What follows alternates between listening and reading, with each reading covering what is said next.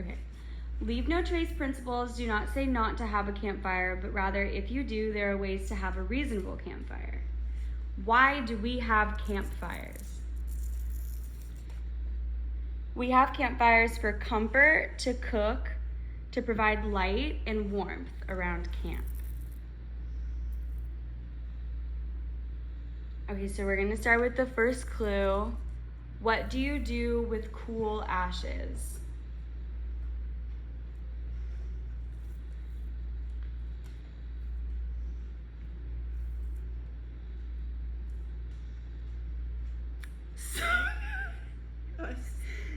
So good, Allison. We scatter them. It's really important to dilute the cool ashes with water before you scatter them in the area. Our next clue is a blank fire is preferred to a blank.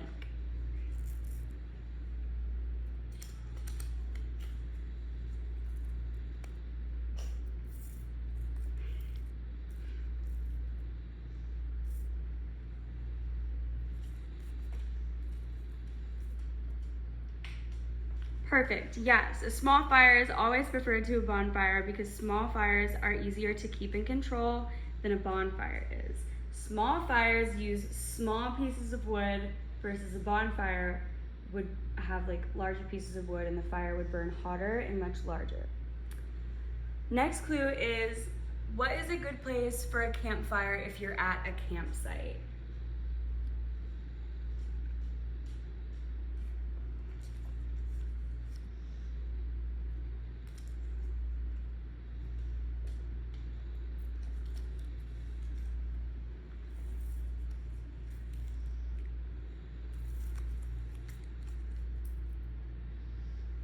Perfect. Pre-established fire rings are such a good place to have a campfire at a campsite if they're already existent. If you are at a campsite that doesn't have established fire rings and it's mounds of rock circles instead, you always want to make sure to take down the rock structures after you use like the campfire facilities, because we want to leave no trace. Name 2 campfire alternatives.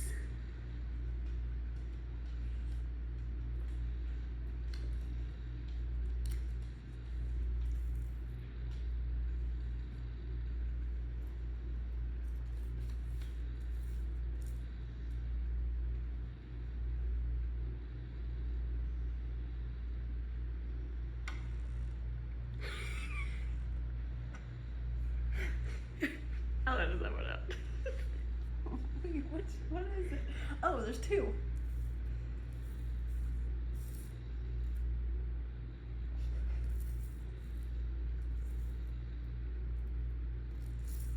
Perfect. A candle lantern can be used for light in replacement of a campfire, and a backpack stove can be used to cook food instead of building a campfire to do that.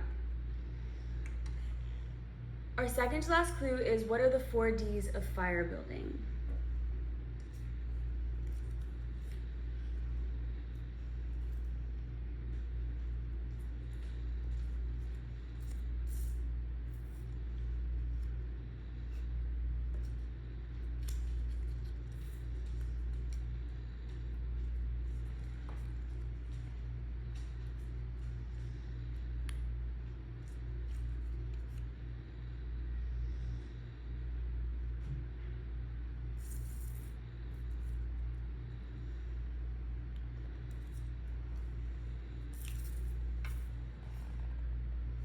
Perfect. You always want to make sure that the wood that you're using for your campfire is dinky looking, is distant, dead, and already down. You don't want to break anything off of trees, and you don't want to use anything that's still living. Name a minimal impact fire.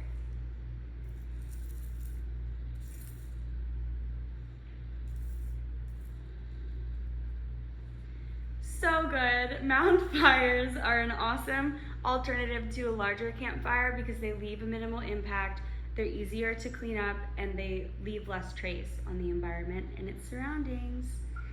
Thanks, Allison. So great of you.